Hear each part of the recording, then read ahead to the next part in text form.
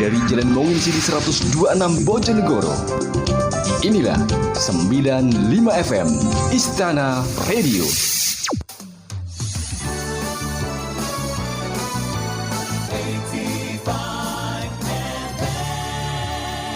Bersama mengudara dalam alunan nada ceria,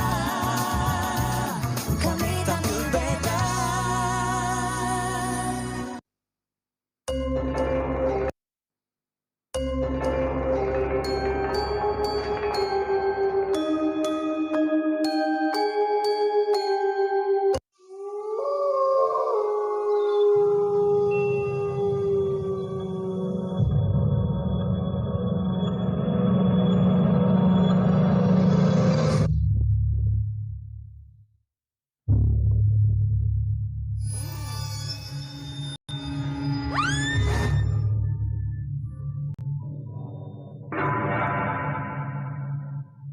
Pendengar misteri memedi Radio Istana FM Bojonegoro.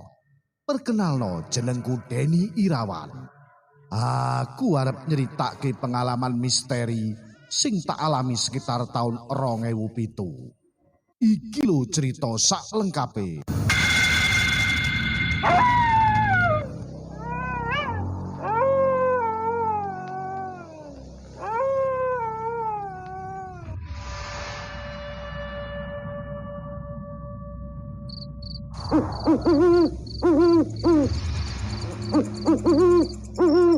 Cerita iki tak alami nalika aku pas mulih ning desa sing ana ning pelosok Jawa Tengah. Tradisi ning daerah kono ning salah sijining wengi cah nom ngadakne pawai obor keliling sing mulai jam 11 utawa 12 bengi. Pawai dimulai saka gredu desa sampai teko kuburan desa. Waktu iku aku ya ora ngerti kene apa pawai kok mesti diakhiri ning kuburan. Apa maneh saben taun mesti ana sing kesurupan pas ngliwati kuburan kuwi. Simbahku tau nuturi yen pawai obor kuwi diakhiri ning kuburan ben awake dhewe sadar yen kabeh menungso bakal dikubur ning kuburan. Ana meneh sing ngandani yen panggonan kuburan kuwi letake ana ning pucuke desa sing cedhak karo alas marai nambah swasana gegirisi lan tintrim banget.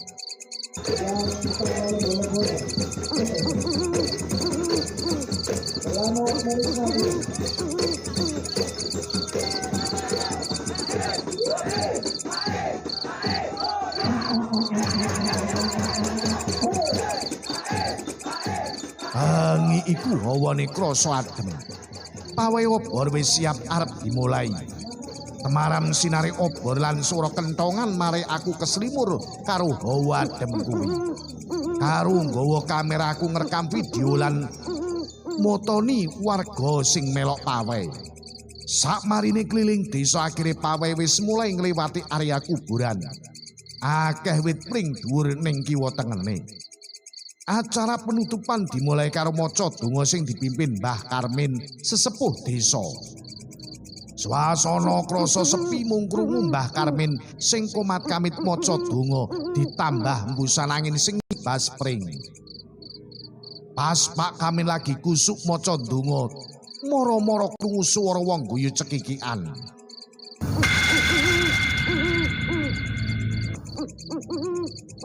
Wah, sapa sing guyu kuwi? Batinku mangkono. Jitokku krasa mengkorok. Krungu swara iku Pak Karmin mandeg maca donga. Kabeh padha goleki sapa sing guyu. Tibake iku cah lanang sing jenenge Eko. Aneh. Swara guyune Eko lah kok kaya cah wadon. Akhire kabeh padha ngado saka Eko. Aku tambah merinding wasi polahe Eko. Tangane obah kaya lagi nglus rambuté sing dawa, padahal rambuté kuwi ya ndek. Apa meneh motone melorok serem ning Pak Karmin. Sakmarine guyu cekikan saiki kok malah nangis sesenggukan. Pak Karmin nyedak lan ngusap batu Eko.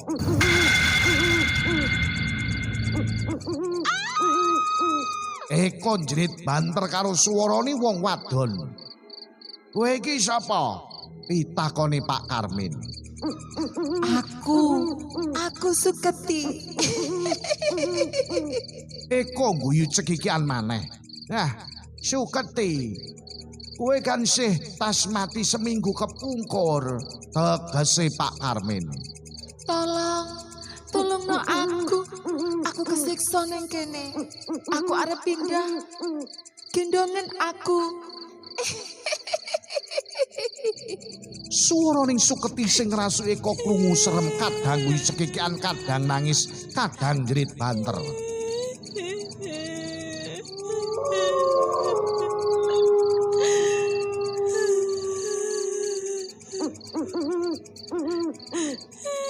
Pak Karmin ngrapal Jopo montolan janji bakal mindahno jasad Suketi ning panggonan liya.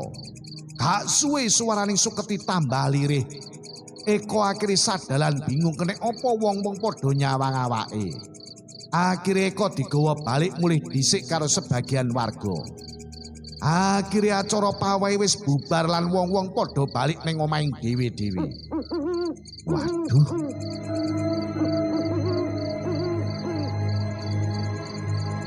Aku kaget sadar yen kamera sing tak gawa ketinggalan ning kuburan.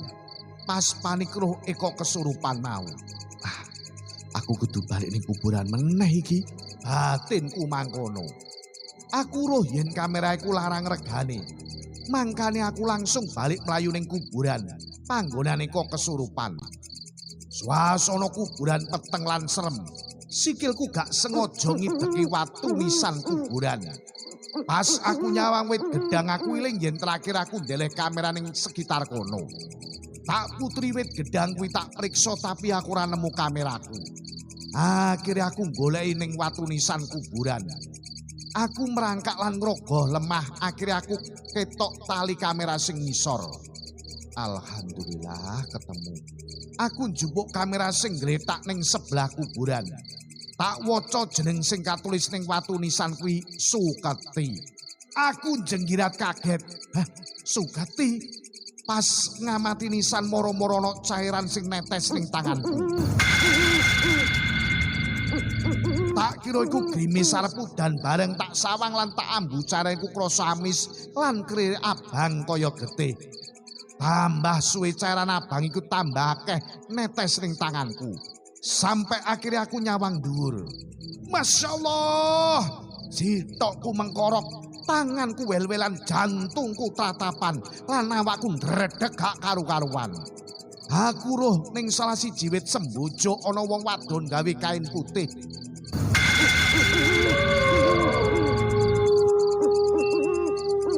Rambuté dawa awut-awutan raine serem getih tok. Tetesan getiku tibai muncul saka raine sing rusak.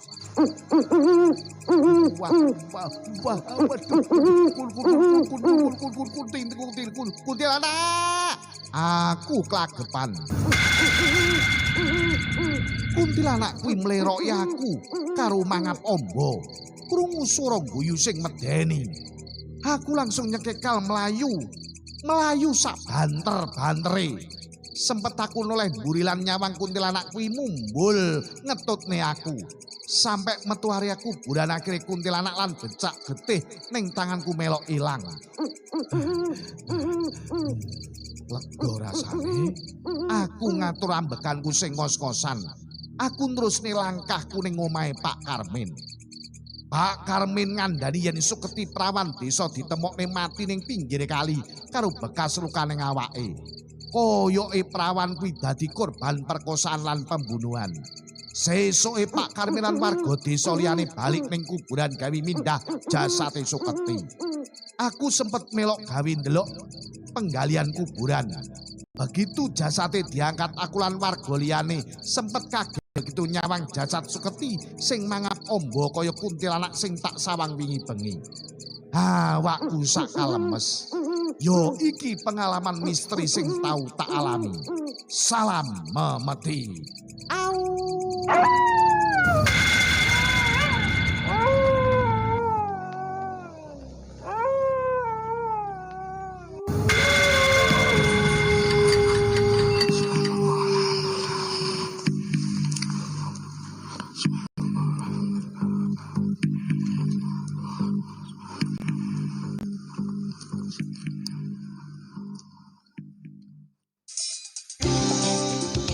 dari Jalan Monginsiri 126 Bojonegoro. Inilah 95 FM Istana Radio.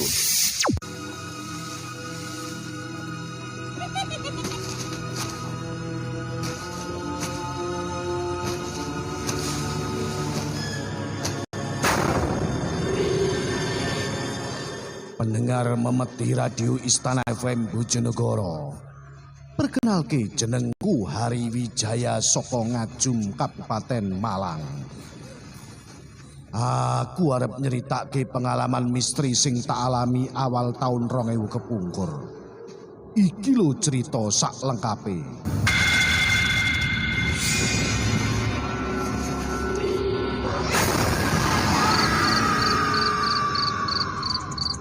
Wengi iku awakku krasa kesel. Mataku krasa ngantuk. Jam 11 wengi aku mlaku karo kancaku Muklis lan Hadi.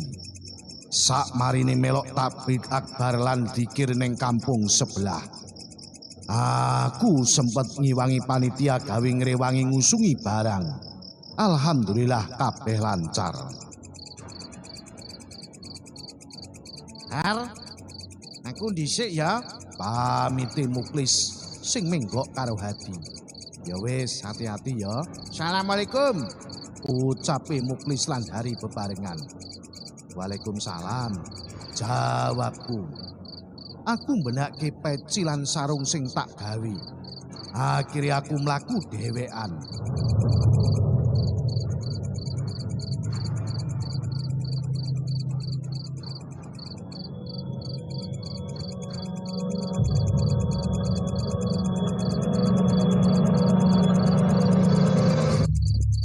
Wangi iku hawane krasa adem.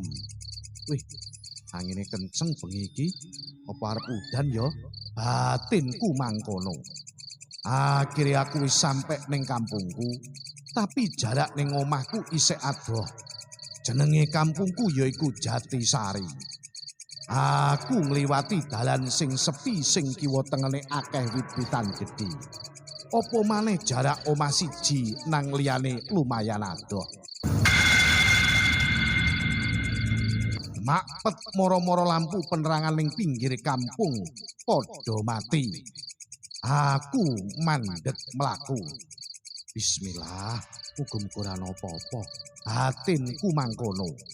Aku mbacutake langkahku masih swasana peteng. Hak suwe lampu wis murup maneh. Palingan trafone konslet iki makane mati urip dhewe, mati urip dhewe. Pikirku mangkono. Ben ora sepi aku mlaku karo maca selawat. Aku krasa hawane tambah adem jegigil. Padahal angine ya ora sepira kenceng. Aku ndang nyempetno langkahku ben sampe teko ngomah. Aneh. Aku sempet krungu swara gaduh saka wit-witan ning kiwa tengenku.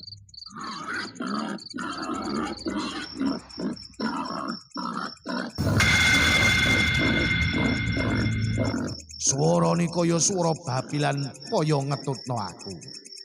Swara apa iku ya? Batinku. Rasane swara iku tambah cedak, tapi aku ora gagas. As aku sampe ning salah siji panggonan sing peteng swara iku tambah banter. Astagfirullah. Aku kaget lan mandeg. Aku noleh ning sebelah kiwa asale swara kuwi mau. Aku njupuk watu lan arep tak sawatne ning semak pinggire wit-witan. Tapi mataku malah nyawang ning arah wit gedang sing akeh. Tapi ana salah siji wit gedang sing aneh. Wit gedang iku klire putih lan ketok murup dibanding wit liyane.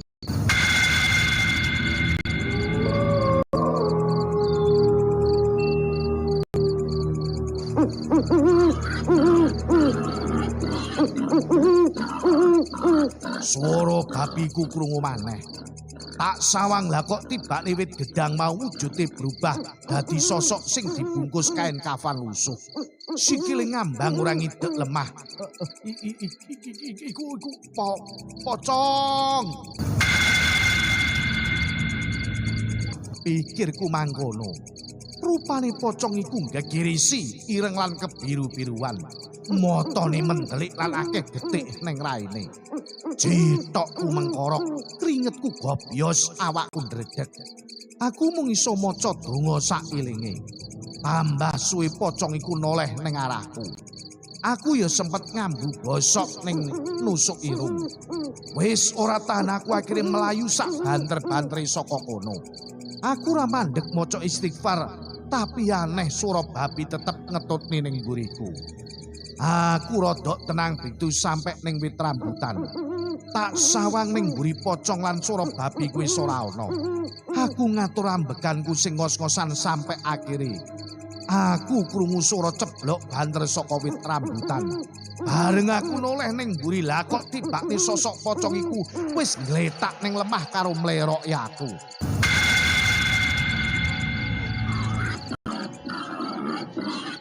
Awake kejet-kejet karo ngetokno swara persis kaya babi. Koyoke pocong iku lagi ngrintih kelaran. Aku wis ora tahanan cekekal mlayu. Untunge aku wis cedhak tekan omah. Klambiku rusuh kabeh merga sempet tiba. Sikilku lemes lan raiku ketok pucet. Untunge bapak lan ibuku ndang nenangi aku. Pirang dina sakmarine kedadian iku aku diwejangi karo guru ngajiku. Aku didhawuhi ben luwih kusuk ibadah lan ngaji ben nguatne imanku lan nyingkirno rasa wedi saka jero atiku. Ya wis semene wae cerita saka aku. Salam Mameti. Au.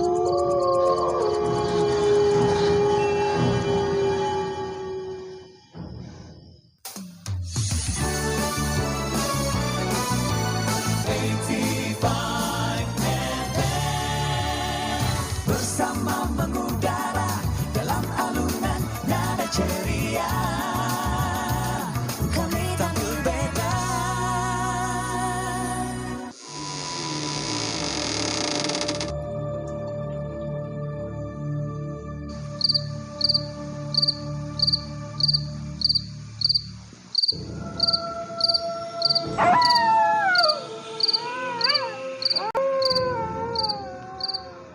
Kembali Radio Istana FM Bojonegoro mempersembahkan cerita misteri ditulis oleh Saga Sufita.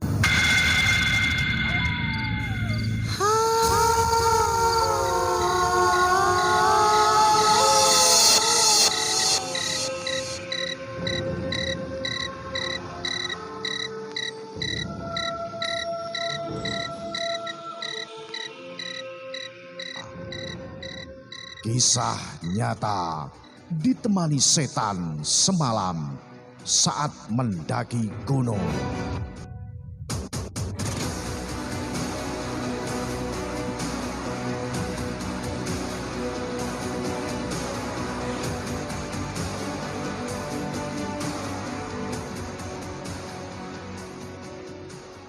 Di sini saya akan menceritakan pengalaman pilu ketika mendaki di salah satu gunung terkenal di Jawa Timur.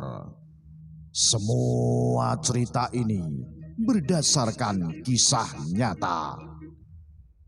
Dan tidak ada sedikit pun yang saya kurangi atau tambahi. Karena memang di sini saya memang bukan penulis, jadi bukan ahlinya untuk membuat tulisan hiperbola yang bertujuan untuk menarik para pembaca atau pendengar. Saya akan menuangkan cerita ini dengan sebagaimana adanya dan sebagai pembelajaran buat semua pendaki pemula agar lebih berhati-hati dalam mendaki gunung karena mereka itu nyata. Pagi itu memang beda dari biasanya karena perasaan kami amat senang dan penuh semangat. Karena kami akan mendaki gunung yang sebelumnya belum pernah kami jelajahi. Saya cuma berdua dengan sahabat saya. Berangkat menggunakan motor menuju lokasi yang berjarak kurang lebih 2 jam dari tempat tinggal kami. Tanpa dibekali pengetahuan apapun tentang gunung ini. Kami dengan polosnya mematangkan niat untuk muncak berharap ada banyak pendaki yang akan kita temui sepanjang pendakian. Jadi kita bisa mengikuti dari belakang sampai puncak. Semua berubah drastis ketika sampai pintu utama pos pendakian.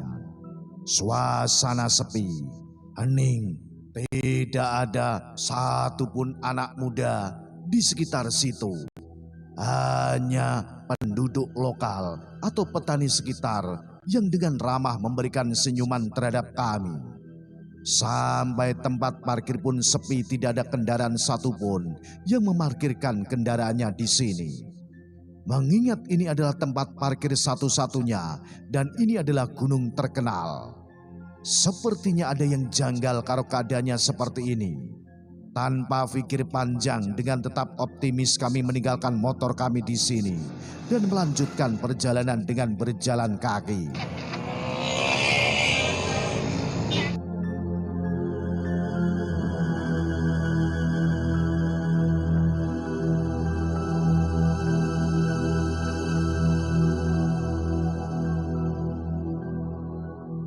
Jarak dari tempat registrasi pendaki ke pintu utama pendakian yang agak jauh membuat kami tidak sadar kalau loket pendaftaran sudah kami lewati tanpa mengetahui bahwa loket telah tutup karena gunung sedang memulihkan ekosistemnya.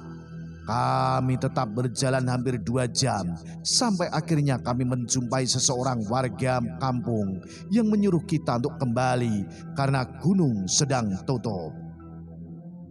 Dengan penuh kekecewaan akhirnya kami kembali turun. Karena terlanjur keluar rumah dan keadaan cuaca mendung, kami memutuskan untuk bermalam di pinggir danau yang jaraknya tidak jauh dari tempat parkir motor. Iya, memang kecewa, tapi daripada tidak sama sekali lah mending camp di sini sambil menikmati indahnya danau. Danau ini memang agak tersembunyi dari jalan utama. Hal ini yang membuat kami sebelumnya tidak sadar kalau di sini ada danau yang bagus. Singkat cerita, akhirnya kami mendirikan tenda dan satu-satunya tenda di malam itu. Tak jauh dari tenda kami ada sebuah bangunan joglo kecil yang terlihat tidak terawat, membuat kami berpikir bisa digunakan sebagai plan B. Ketika hujan deras nanti bisa berteduh di situ, mengingat tenda kami bukan tenda bermerek yang mampu menahan derasnya hujan. Waktu kami habiskan dengan bercerita tentang kekonyolan-kekonyolan kami waktu bersama. Kita sahabat dari kecil, jadi tidak akan habis bahan cerita untuk menemani duduk ngobrol layaknya wanita.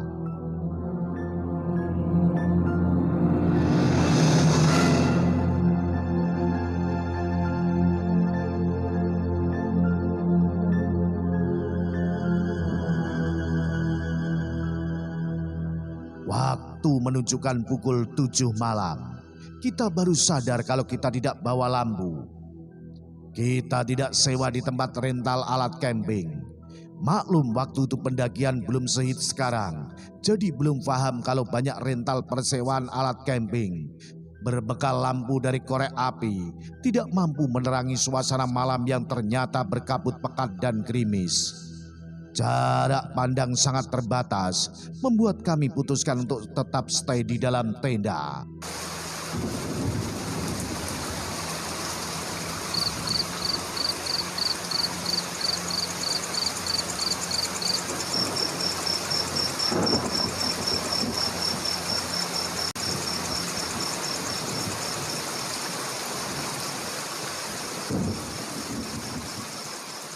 Hujan pun datang dan tidak lama disertai suara orang ngobrol yang semula terdengar sayu, makin lama makin sangat terdengar jelas. Membuat kami penasaran dan akhirnya mencari sumber suara yang ternyata berasal dari joglo yang tidak jauh dari tenda kami, meskipun tidak jelas terlihat. Tapi kami rasa ada seorang perempuan paruh baya yang berbaju compang-camping yang terlihat duduk ngobrol sendiri, seolah-olah membicarakan sesuatu hal yang penting kepada orang lain.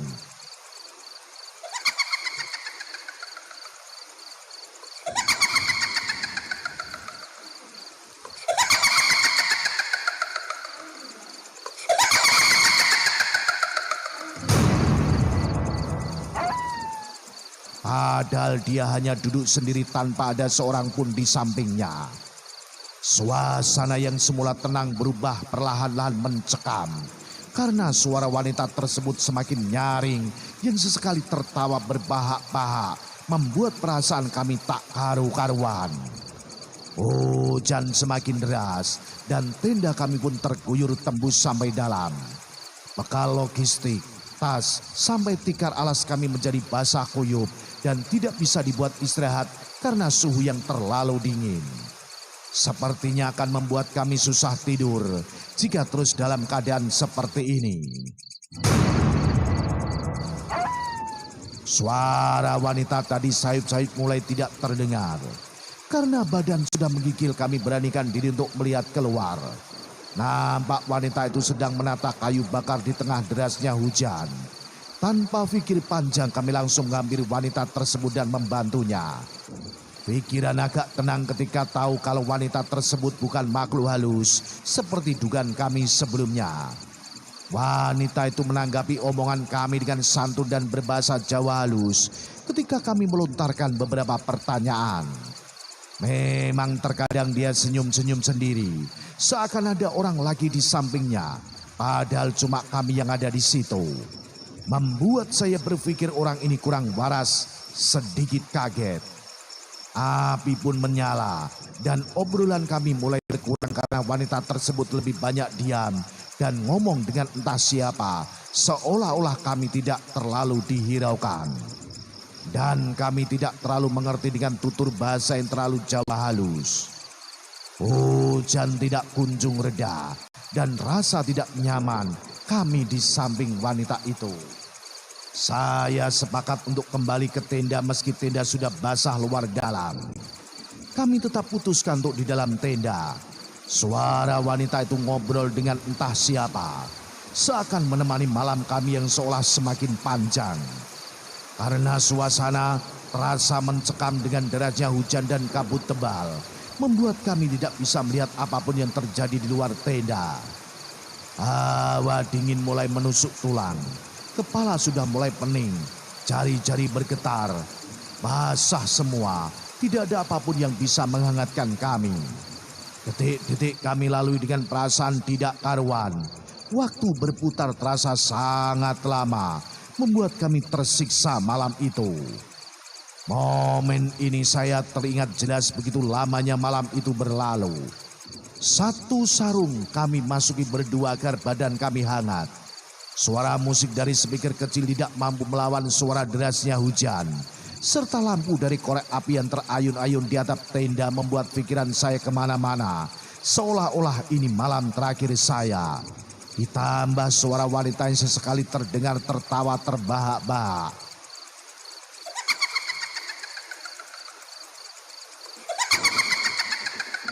Suasana semakin mencekam.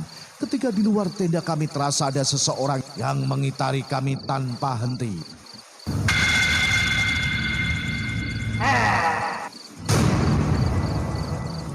Suara tapak kaki yang diseret perlahan serta bayangan orang tinggi besar berputar-putar terlihat sambil memegang tenda kami. Membuat saya seolah berhenti bernafas dan tidak bisa bergerak. Pikiran kami mulai kacau. Emosi serta tubuh mulai lelah membuat kami berteriak dan keluar tenda untuk mencoba menghentikan gangguan itu.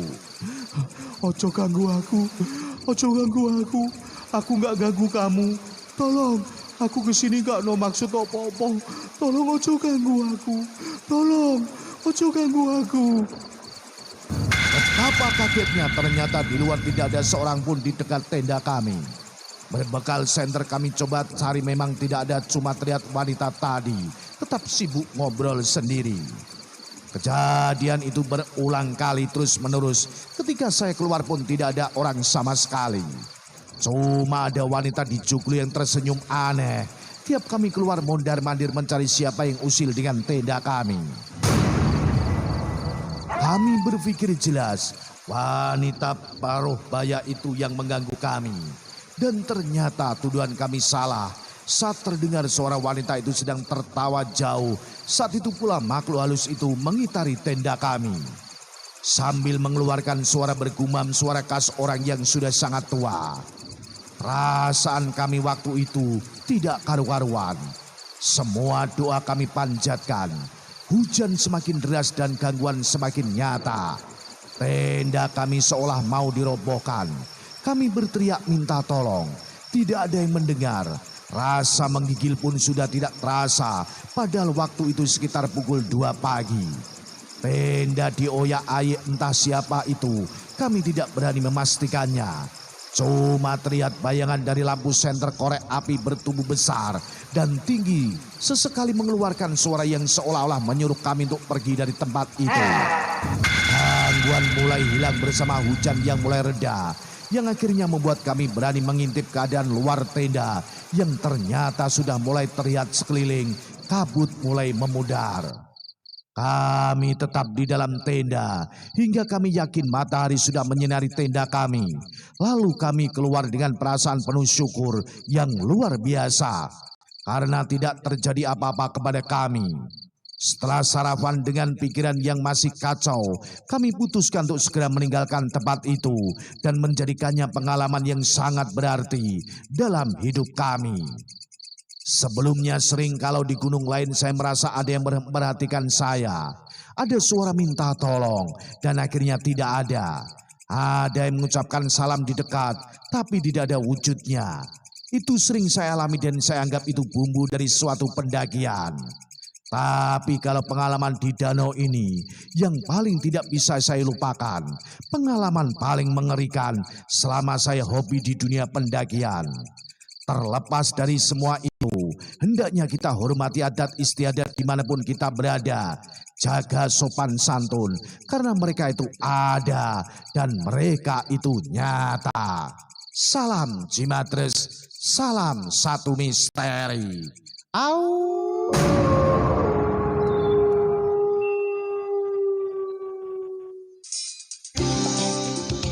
Dari Jalan Monginsiri 126 Bojonegoro. Inilah 95 FM Istana Radio.